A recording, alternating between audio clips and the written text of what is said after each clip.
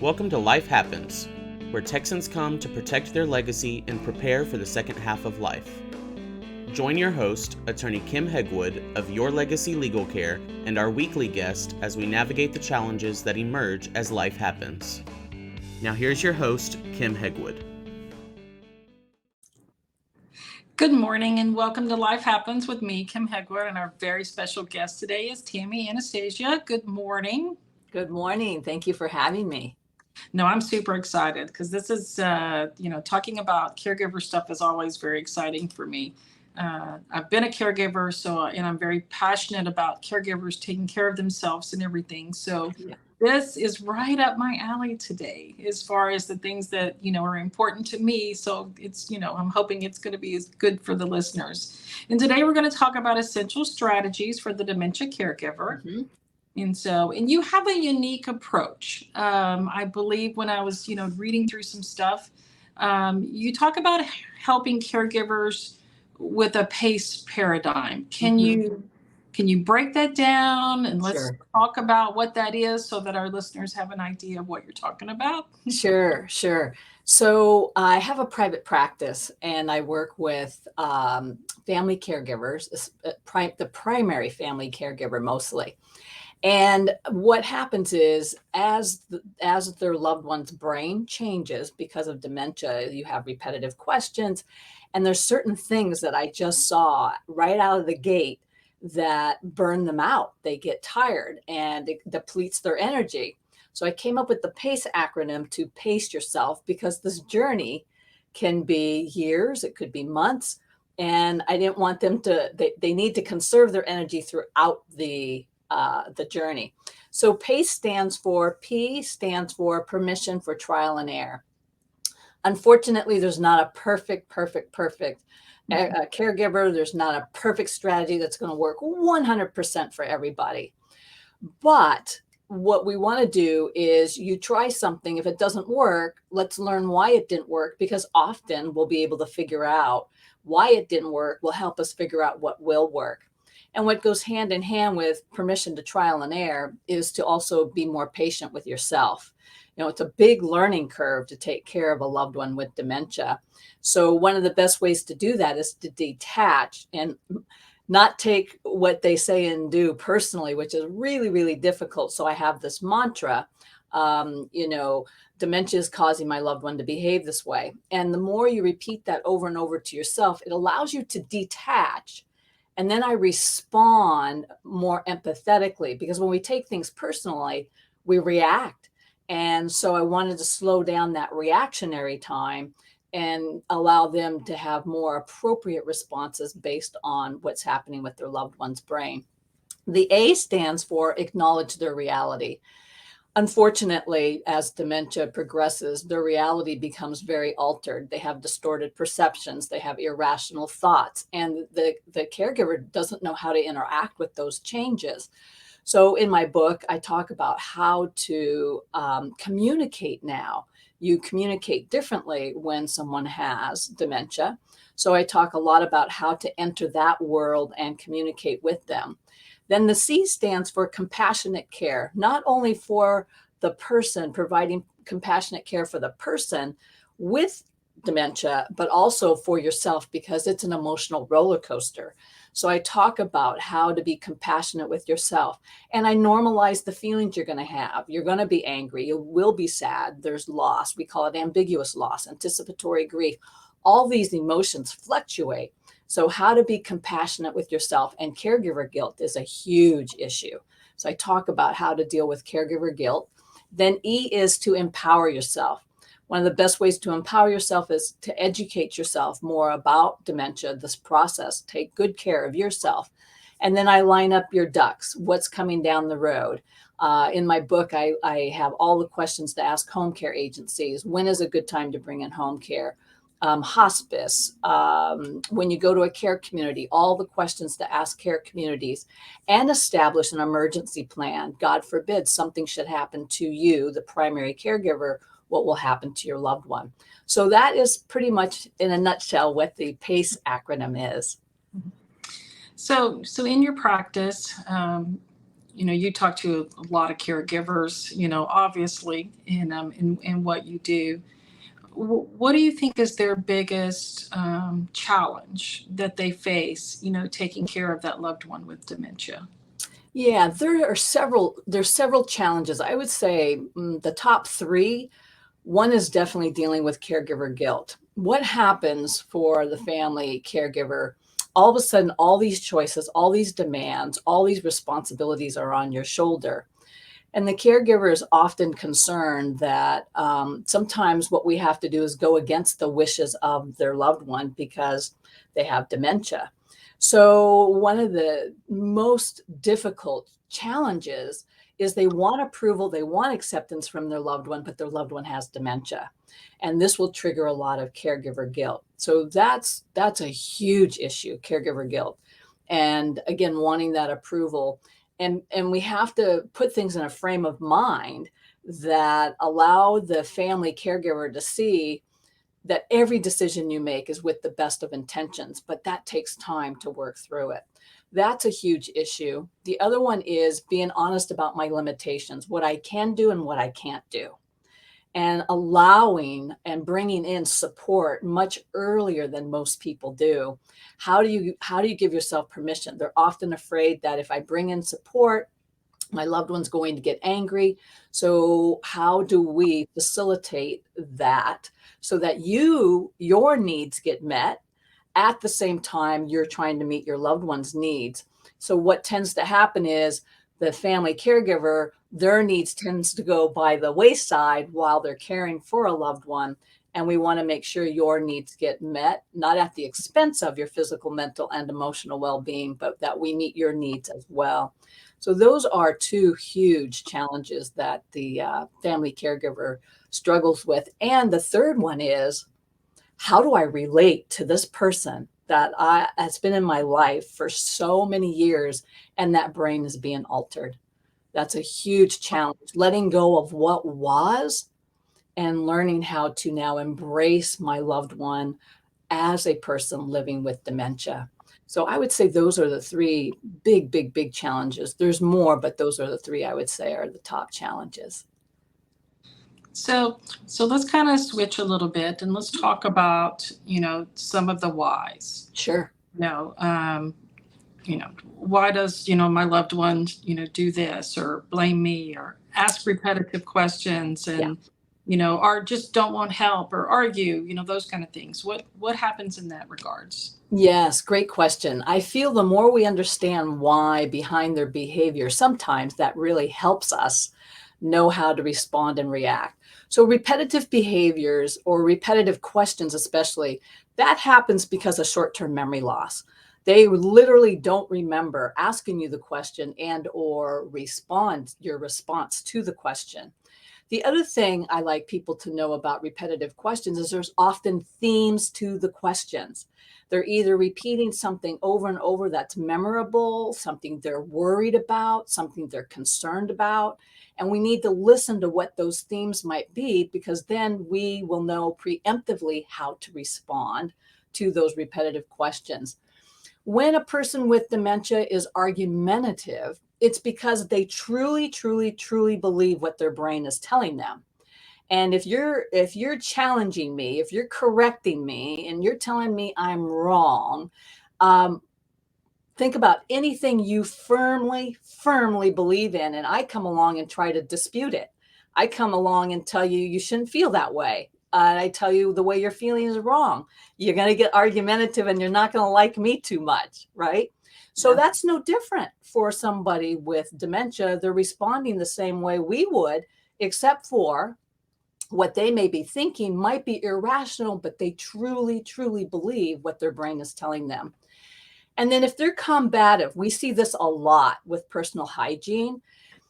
So we all have a defense mechanism. Anytime we think we're being threatened, our defense mechanism is to protect ourselves.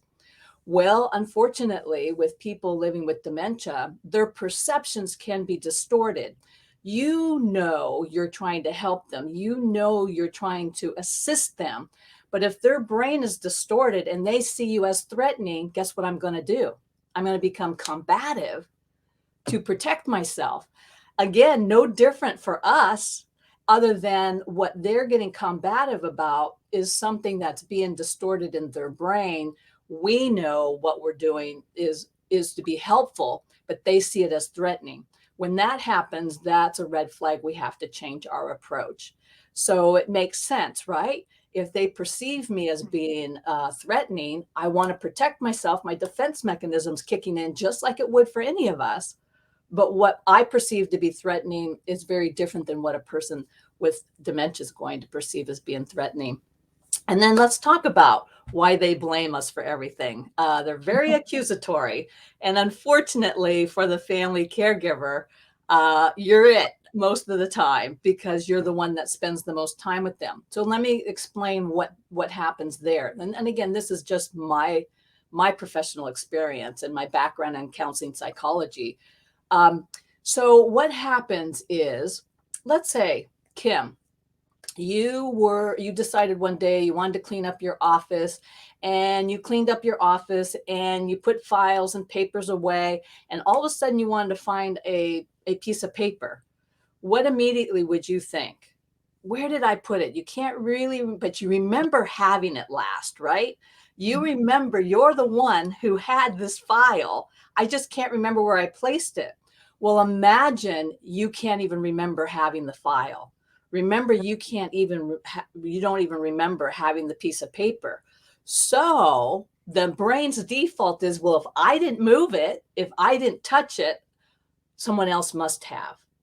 So here again, it's just the default of the brain to say, well, if I didn't move it, then someone here must have taken it. And this is why they accuse you of taking it, because they truly don't remember having it. Therefore, unfortunately, the family caregiver is to blame for it. So I help prepare people how to deal with these reactions, these responses, because they're normal for a person living with dementia.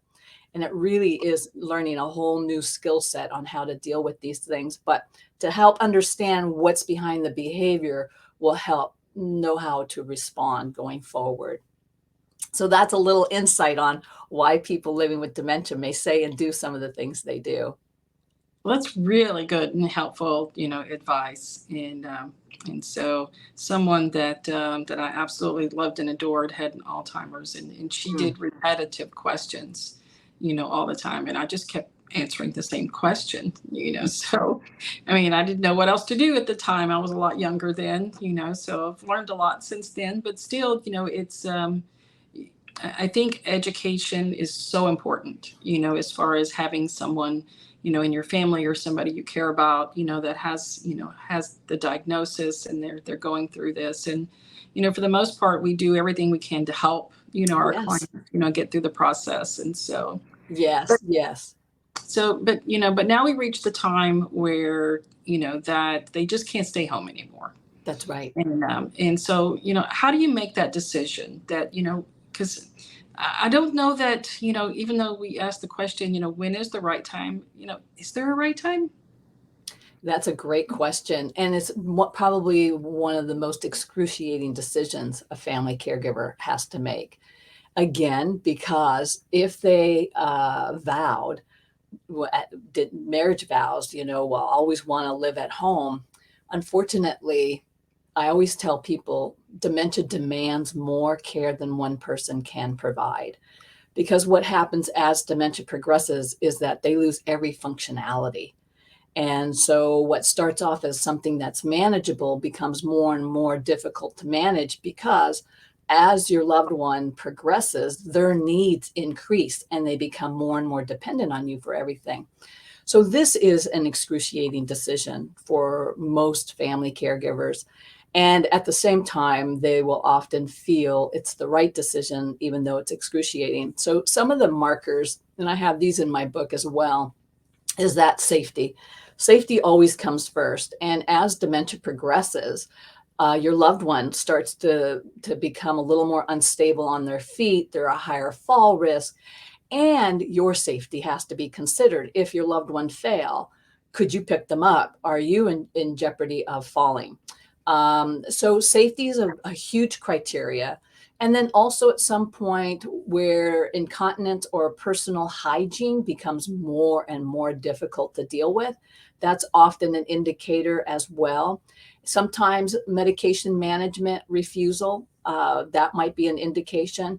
And often there'll be more than just one. Like I'm listing a few, you're going to have 2 or 3 of these indicators are going to be what's going to say to you, you know, the time is right. And then also apathy. One of the symptoms of dementia is they become very apathetic, and we know we've got to keep them as engaged as possible physically, mentally, and emotionally, right? And socially, it becomes really challenging when your loved one becomes very apathetic. And a lot of times I'll hear family caregivers say to me, well, they're just lazy. And I have to say, no, no, no, it's not that they're lazy. They've lost that ability to be self-starters, that to motivate themselves because of what's happening to the brain.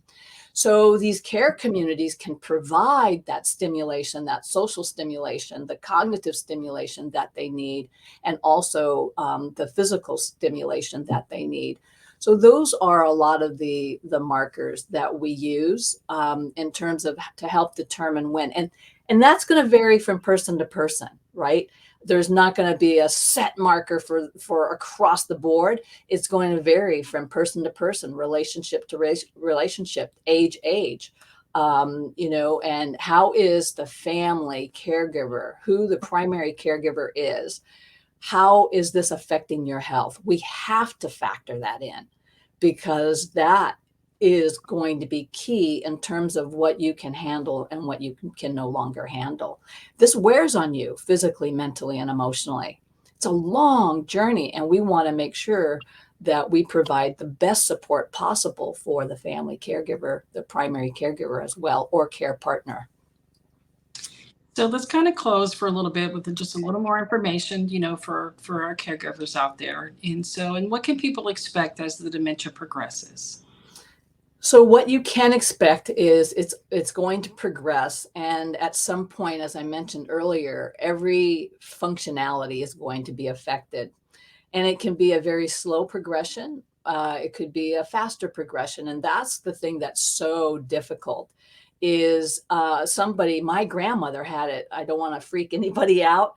My grandmother lived with it for 22 years, and back in the day, they called it senility. And, you know, I was young. I wasn't quite sure. Now, as a dementia consultant and a specialist, I'm like, oh my God, her symptoms were classic Alzheimer's. So what we can expect is what I said earlier, is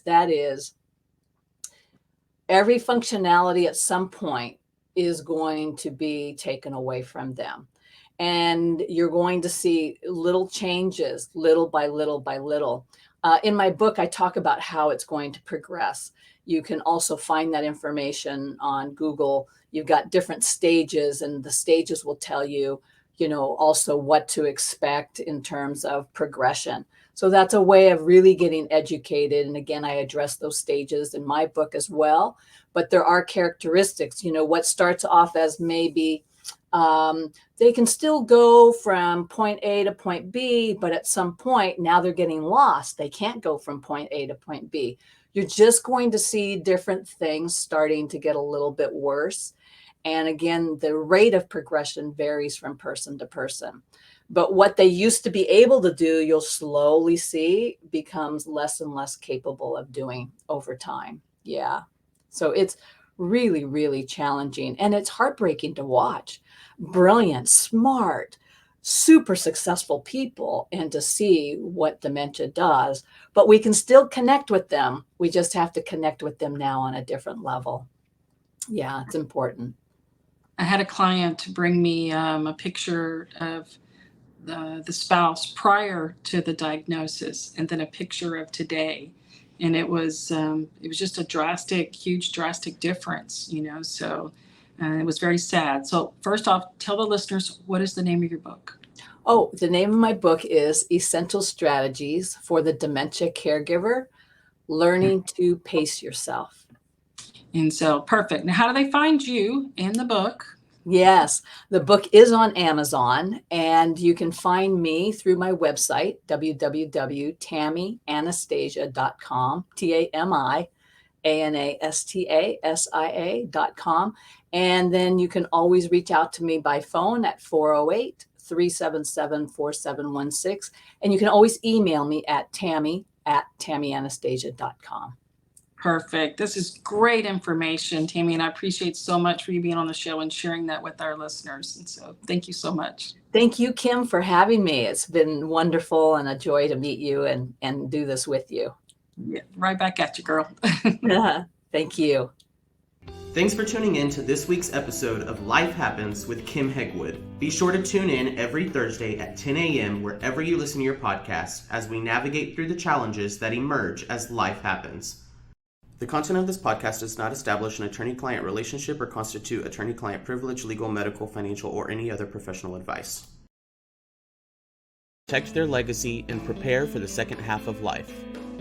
Join your host, attorney Kim Hegwood of Your Legacy Legal Care, and our weekly guest as we navigate the challenges that emerge as life happens. Now here's your host, Kim Hegwood. Good morning and welcome to Life Happens with me, Kim Hegwood, and our very special guest today is Tami Anastasia. Good morning. Good morning. Thank you for having me.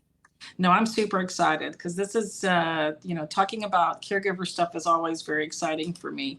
I've been a caregiver, and I'm very passionate about caregivers taking care of themselves and everything. So This is right up my alley today, as far as the things that, are important to me. So it's, I'm hoping it's going to be as good for the listeners. And today we're going to talk about essential strategies for the dementia caregiver. Mm-hmm. And you have a unique approach. I believe when I was, reading through some stuff, you talk about helping caregivers with a PACE paradigm. Can you break that down and let's talk about what that is so that our listeners have an idea of what you're talking about? Sure.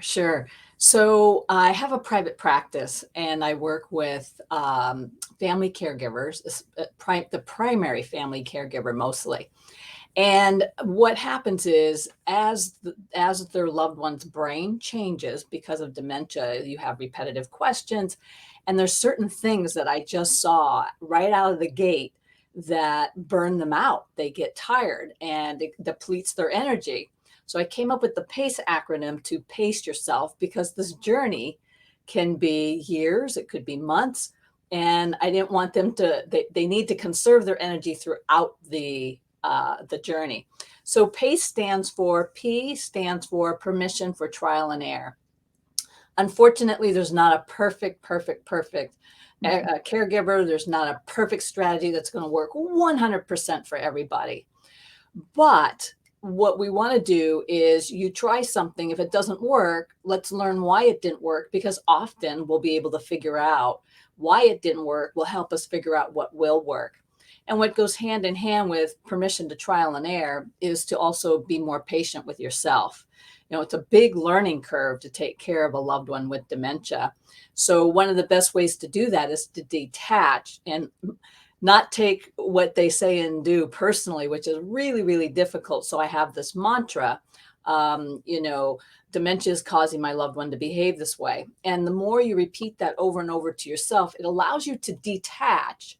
And then I respond more empathetically, because when we take things personally, we react. And so I wanted to slow down that reactionary time and allow them to have more appropriate responses based on what's happening with their loved one's brain. The A stands for acknowledge their reality. Unfortunately, as dementia progresses, their reality becomes very altered. They have distorted perceptions. They have irrational thoughts. And the caregiver doesn't know how to interact with those changes.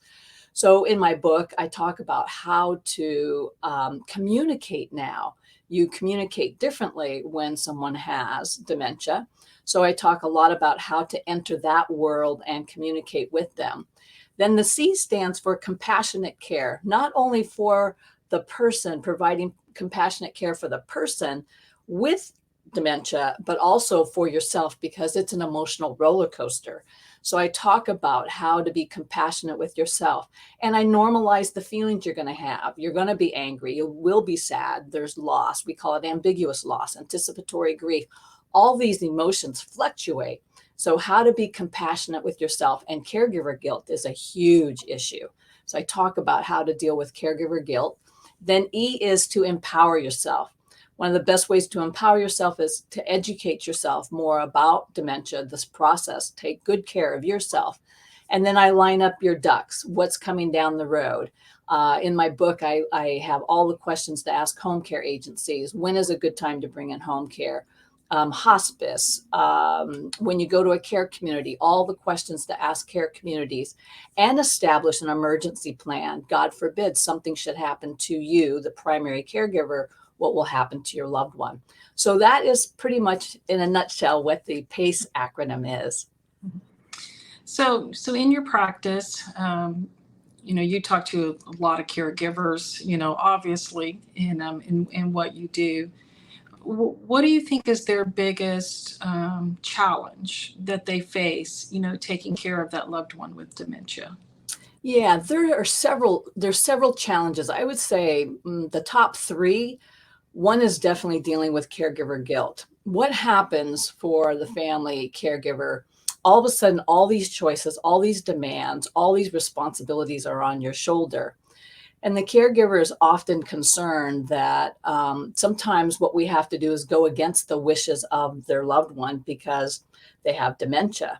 So one of the most difficult challenges is they want approval, they want acceptance from their loved one, but their loved one has dementia. And this will trigger a lot of caregiver guilt. So that's a huge issue, caregiver guilt.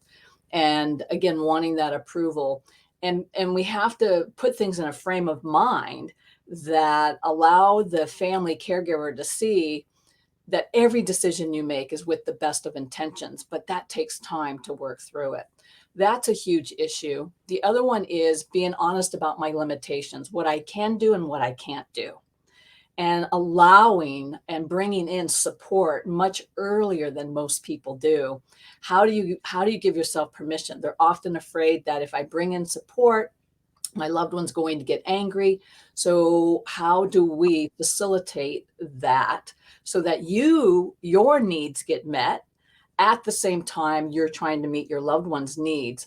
So what tends to happen is the family caregiver, their needs tends to go by the wayside while they're caring for a loved one. And we want to make sure your needs get met, not at the expense of your physical, mental, and emotional well-being, but that we meet your needs as well. So those are two huge challenges that the family caregiver struggles with. And the third one is, how do I relate to this person that has been in my life for so many years, and that brain is being altered? That's a huge challenge, letting go of what was and learning how to now embrace my loved one as a person living with dementia. So I would say those are the three big challenges. There's more, but those are the three I would say are the top challenges. So let's kind of switch a little bit and let's talk about, some of the whys. Sure. Why does, my loved one, do this or blame me or ask repetitive questions and, or just don't want help or argue, those kind of things. What happens in that regards? Yes, great question. I feel the more we understand why behind their behavior, sometimes that really helps us know how to respond and react. So repetitive behaviors or repetitive questions, especially, that happens because of short-term memory loss. They literally don't remember asking you the question and or your response to the question. The other thing I like people to know about repetitive questions is there's often themes to the questions. They're either repeating something over and over that's memorable, something they're worried about, something they're concerned about.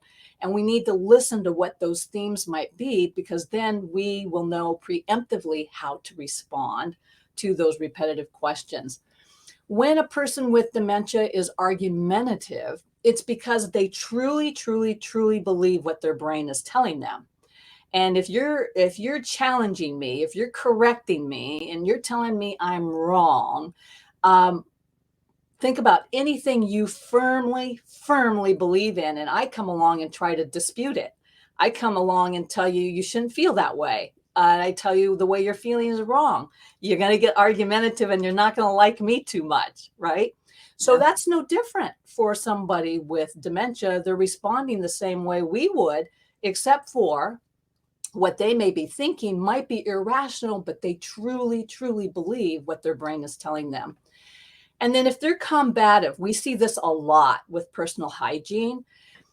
So we all have a defense mechanism. Anytime we think we're being threatened, our defense mechanism is to protect ourselves. Well, unfortunately, with people living with dementia, their perceptions can be distorted. You know you're trying to help them. You know you're trying to assist them. But if their brain is distorted and they see you as threatening, guess what I'm going to do? I'm going to become combative to protect myself. Again, no different for us, other than what they're getting combative about is something that's being distorted in their brain. We know what we're doing is to be helpful, but they see it as threatening. When that happens, that's a red flag. We have to change our approach. So it makes sense, right? If they perceive me as being threatening, I want to protect myself. My defense mechanism's kicking in just like it would for any of us. But what I perceive to be threatening is very different than what a person with dementia is going to perceive as being threatening. And then let's talk about why they blame us for everything. They're very accusatory. And unfortunately for the family caregiver, you're it most of the time because you're the one that spends the most time with them. So let me explain what happens there. And again, this is just my professional experience and my background in counseling psychology. So what happens is, let's say, Kim, you decided one day you wanted to clean up your office, and you cleaned up your office and you put files and papers away, and all of a sudden you wanted to find a piece of paper. What immediately would you think? Where did I put it? You can't really, but you remember having it last, right? You remember you're the one who had this file. I just can't remember where I placed it. Well, imagine you can't even remember having the file. Remember, you don't even remember having the piece of paper. So the brain's default is, well, if I didn't move it, if I didn't touch it, someone else must have. So here again, it's just the default of the brain to say, well, if I didn't move it, then someone here must have taken it. And this is why they accuse you of taking it, because they truly don't remember having it. Therefore, unfortunately, the family caregiver is to blame for it. So I help prepare people how to deal with these reactions, these responses, because they're normal for a person living with dementia. And it really is learning a whole new skill set on how to deal with these things. But to help understand what's behind the behavior will help know how to respond going forward. So that's a little insight on why people living with dementia may say and do some of the things they do.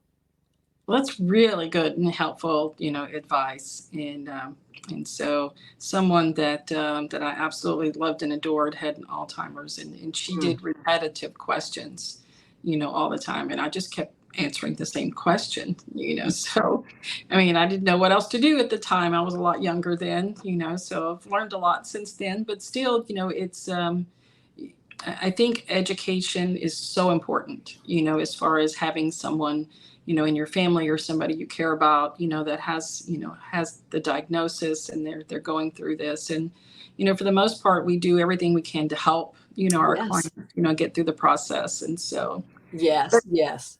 but now we reach the time where, that they just can't stay home anymore. That's right. And so, how do you make that decision that, because I don't know that, even though we asked the question, when is the right time, is there a right time? That's a great question. And it's probably one of the most excruciating decisions a family caregiver has to make. Again, because if they did marriage vows, will always want to live at home. Unfortunately, I always tell people dementia demands more care than one person can provide.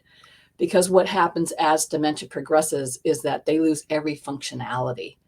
And so what starts off as something that's manageable becomes more and more difficult to manage, because as your loved one progresses, their needs increase and they become more and more dependent on you for everything. So this is an excruciating decision for most family caregivers. And at the same time, they will often feel it's the right decision, even though it's excruciating. So some of the markers, and I have these in my book as well, is that safety. Safety always comes first. And as dementia progresses, your loved one starts to become a little more unstable on their feet. They're a higher fall risk. And your safety has to be considered. If your loved one fail, could you pick them up? Are you in jeopardy of falling? So safety is a huge criteria. And then also at some point where incontinence or personal hygiene becomes more and more difficult to deal with, that's often an indicator as well. Sometimes medication management refusal, that might be an indication. And often there'll be more than just one. Like I'm listing a few, you're going to have 2 or 3 of these indicators are going to be what's going to say to you, you know, the time is right. And then also apathy. One of the symptoms of dementia is they become very apathetic, and we know we've got to keep them as engaged as possible physically, mentally, and emotionally, right? And socially, it becomes really challenging when your loved one becomes very apathetic. And a lot of times I'll hear family caregivers say to me, well, they're just lazy. And I have to say, no, it's not that they're lazy. They've lost that ability to be self-starters, that to motivate themselves because of what's happening to the brain. So these care communities can provide that stimulation, that social stimulation, the cognitive stimulation that they need, and also the physical stimulation that they need. So those are a lot of the markers that we use in terms of to help determine when. And that's going to vary from person to person, right? There's not going to be a set marker for across the board. It's going to vary from person to person, relationship to relationship, age, and how is the family caregiver, who the primary caregiver is, how is this affecting your health? We have to factor that in because that is going to be key in terms of what you can handle and what you can no longer handle. This wears on you physically, mentally, and emotionally. It's a long journey, and we want to make sure that we provide the best support possible for the family caregiver, the primary caregiver as well, or care partner. So let's kind of close for a little bit with just a little more information, for our caregivers out there. And what can people expect as the dementia progresses? So what you can expect is it's going to progress, and at some point, as I mentioned earlier, every functionality is going to be affected, and it can be a very slow progression. It could be a faster progression, and that's the thing that's so difficult. Is my grandmother had it. I don't want to freak anybody out. My grandmother lived with it for 22 years, and back in the day, they called it senility. And, I was young. I wasn't quite sure. Now, as a dementia consultant and a specialist, I'm like, oh my God, her symptoms were classic Alzheimer's. So what we can expect is what I said earlier, is every functionality at some point is going to be taken away from them. And you're going to see little changes, little by little by little. In my book, I talk about how it's going to progress. You can also find that information on Google. You've got different stages, and the stages will tell you, also what to expect in terms of progression. So that's a way of really getting educated. And again, I address those stages in my book as well. But there are characteristics, what starts off as maybe they can still go from point A to point B, but at some point now they're getting lost. They can't go from point A to point B. You're just going to see different things starting to get a little bit worse. And again, the rate of progression varies from person to person. But what they used to be able to do, you'll slowly see becomes less and less capable of doing over time. Yeah. So it's really, really challenging. And it's heartbreaking to watch. Brilliant, smart, super successful people and to see what dementia does, but we can still connect with them. We just have to connect with them now on a different level. Yeah, it's important. I had a client bring me a picture of the spouse prior to the diagnosis, and then a picture of today, and it was just a huge drastic difference, So it was very sad. So first off, tell the listeners, what is the name of your book? Oh, the name of my book is Essential Strategies for the Dementia Caregiver: Learning to Pace Yourself. And so, perfect. Now, how do they find you and the book? Yes, the book is on Amazon, and you can find me through my website, www.tamianastasia.com, TamiAnastasia.com. And then you can always reach out to me by phone at 408-377-4716. And you can always email me at tami@tamianastasia.com. Perfect. This is great information, Tami, and I appreciate so much for you being on the show and sharing that with our listeners. And so thank you so much. Thank you, Kim, for having me. It's been wonderful and a joy to meet you and do this with you. Yeah, right back at you, girl. Thank you. Thanks for tuning in to this week's episode of Life Happens with Kim Hegwood. Be sure to tune in every Thursday at 10 a.m. wherever you listen to your podcasts as we navigate through the challenges that emerge as life happens. The content of this podcast does not establish an attorney-client relationship or constitute attorney-client privilege, legal, medical, financial, or any other professional advice.